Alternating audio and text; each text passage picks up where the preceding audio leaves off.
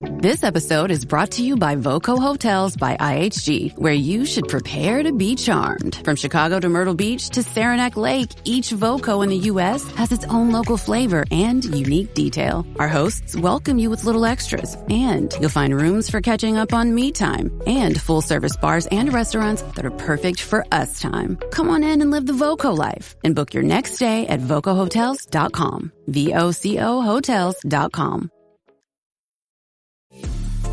This episode is brought to you by Amazon Business. We could all use more time. Amazon Business offers smart business buying solutions, so you can spend more time growing your business and less time doing the admin. I can see why they call it smart. Learn more at amazonbusiness.com.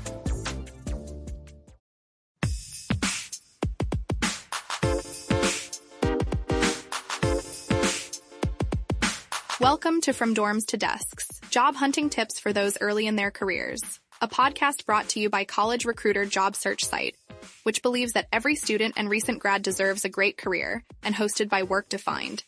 Join our AI co-hosts as they dive into tips, tricks, and insights that will help you land your next part-time, seasonal, internship, or entry-level job. Let's get your career started. Hey everyone, welcome back. We're diving into the world of remote work today, something I know a lot of you are curious about, especially as you're finishing up school or just starting your careers.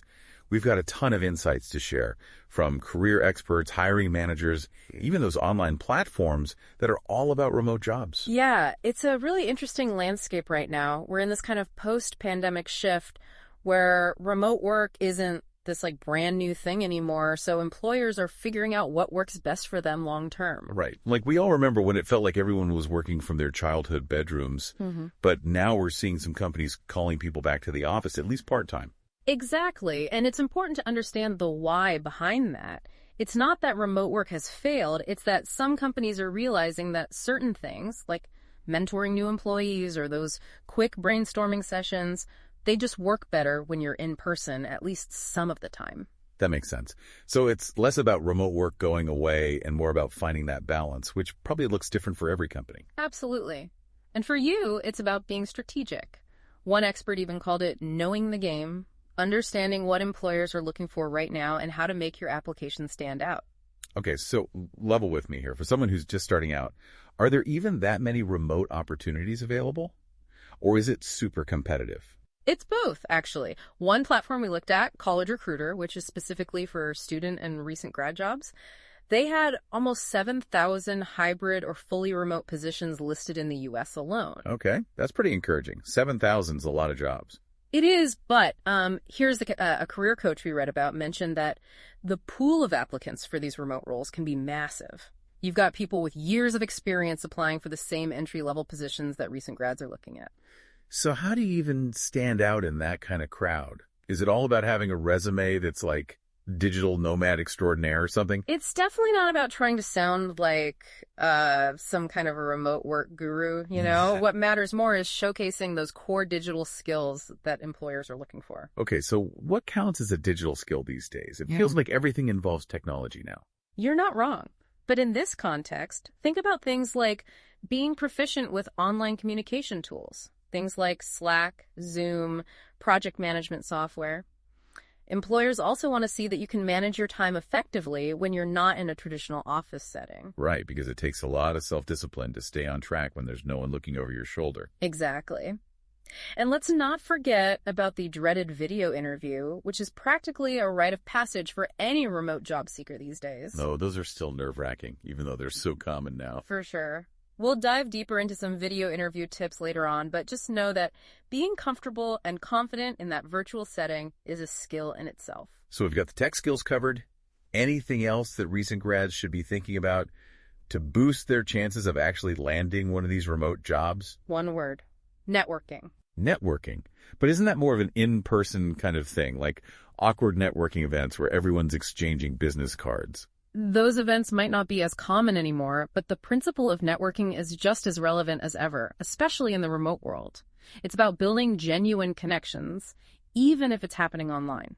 So how do you even network remotely? Is it all about LinkedIn messages and cold emails? Those are definitely part of it. Crafting a targeted LinkedIn message or a well-written cold email to someone whose career path you admire can be a really effective way to get your foot in the door. Okay, so you're saying even if my resume doesn't scream remote work expert, just taking the initiative to connect with people in my field can make a difference. Absolutely. Companies, especially those that embrace remote work, they value proactiveness. Reaching out shows them that you're genuinely interested, that you're willing to put yourself out there. That makes a lot of sense. It's like you're demonstrating that go-getter attitude right from the start, which is probably even more important when you're not physically in the office showing your face every day. Yeah. Okay, so let's fast forward a bit. You've nailed the interview. You've landed that remote job. Congrats. But now what? How do you actually thrive in this new world of work, especially when it's all so new? That's where the real work begins, right? And you're right, it is different from what you might have experienced in a traditional office setting. One of the biggest themes we saw across these articles was the importance of setting boundaries. And I don't just mean having a dedicated workspace, although that's important too. Right, because it's so easy for those lines to blur. When your home is your office, your commute is just walking from your bed to your desk. It's like, when does the workday actually end? Exactly. One career coach we read about actually suggested scheduling breaks throughout the day, just like you would a meeting, and putting them on your calendar. Really? Yeah. It sounds simple, but it's a way to ensure you're taking time to, step away from work and recharge. I love that. I'm definitely guilty of, working through lunch or powering through the afternoon when I'm on a roll. But then I end up feeling completely fried by the end of the day. And that's a recipe for burnout, which is something a lot of remote workers struggle with.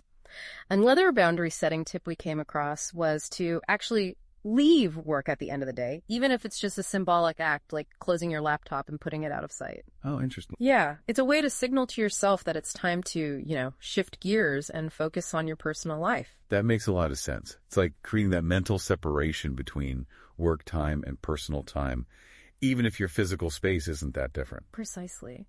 And speaking of mental separation, have you heard of this concept of body doubling? One of the platforms we looked into, FocusMate, actually uses this concept to help people stay productive. Body doubling. It sounds a little intense, like having someone looking over your shoulder all day. It's not quite like that. It's actually pretty cool. You basically sign up for an hour-long session, and you're paired with a stranger via webcam. You both just work on your own tasks simultaneously. Okay, so it's like having a virtual accountability buddy, even if you've never met the person before. Does it actually work? The articles we read suggested that it can be surprisingly effective.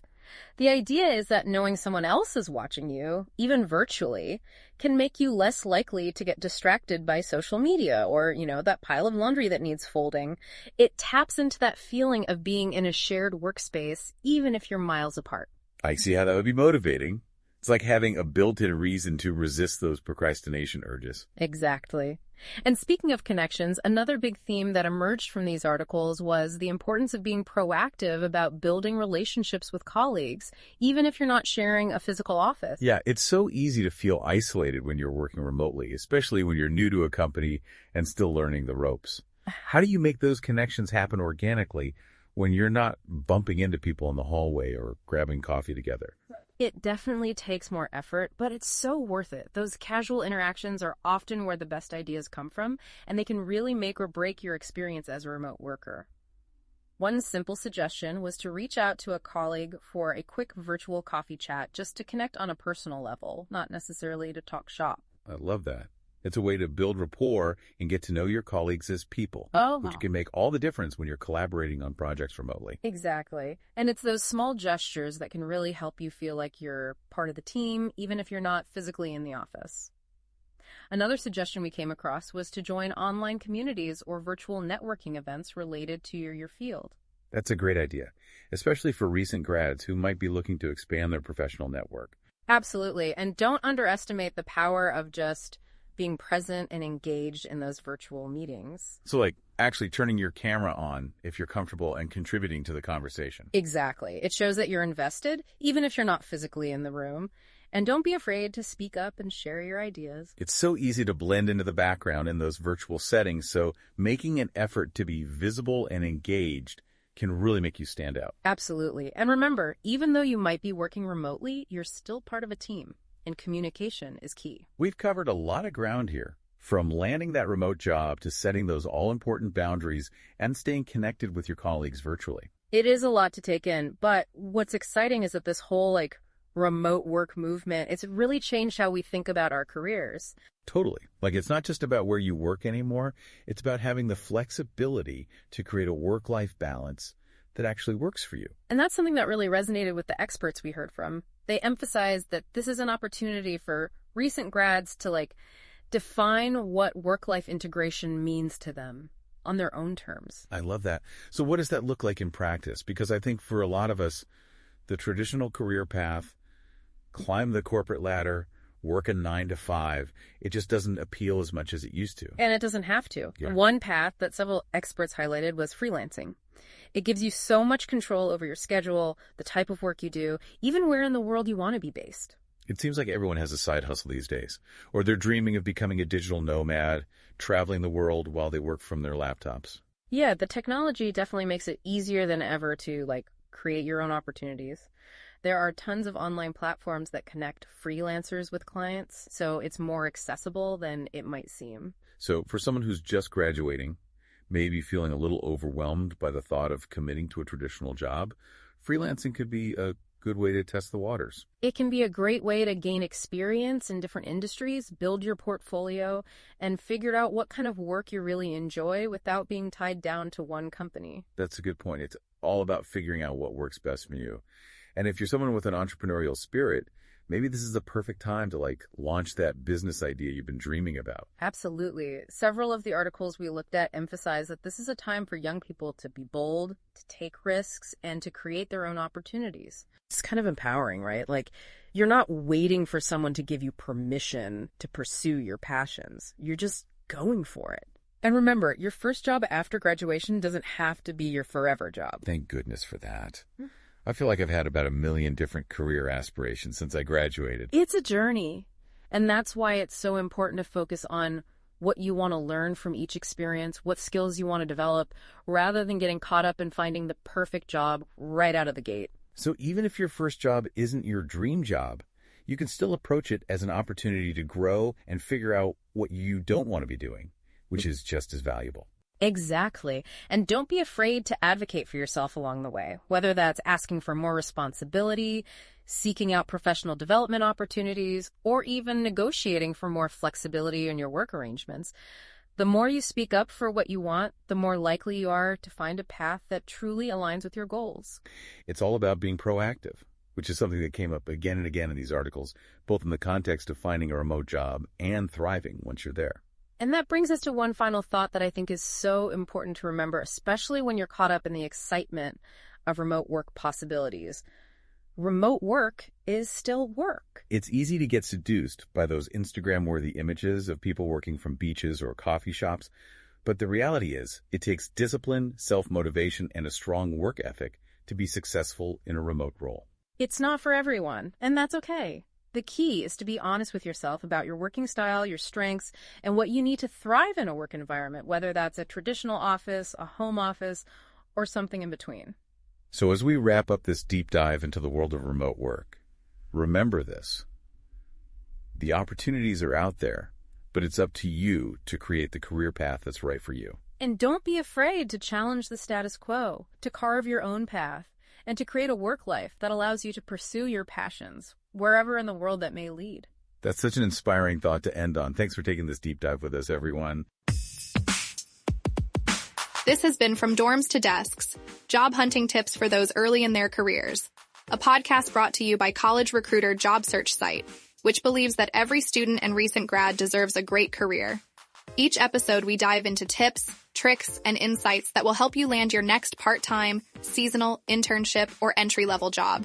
Subscribe to this podcast for free now, so you don't miss an episode, and visit www.collegerecruiter.com to find your next great job.